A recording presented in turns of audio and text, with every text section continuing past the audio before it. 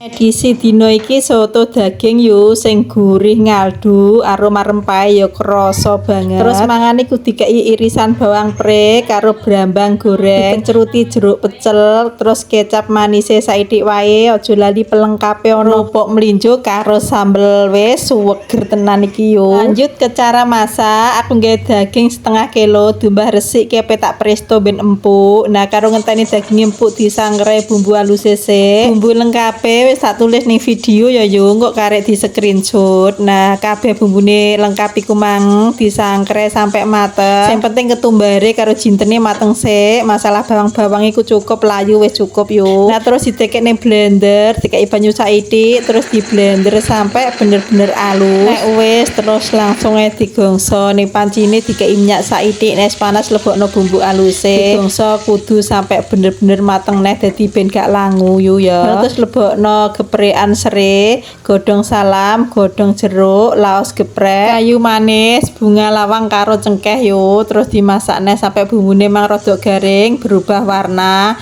Lah nek wis mateng bumbune wis garing ngene iki, lebokno irisan daging sing wis dipresto mang yo. Elokno pisan duduh kaldune godhogan daging mang lho yo, dielokno sak cukupe, baru terus ditambahi santen. Santene sing buket yo ben gurih. Sauga ditambah susu yo, karena aku ra doyan susu dadi cukup santen tok. Nah, terus diembohi uyah, terus diembohi micin karo diembohi gula saithik. Bar ngene karek masak diumopno, jangane nek wis umop aja lali dicipi. Lah nek rasane wis pas, tambahi irisan bawang pre karo ditambahi irisan tomat.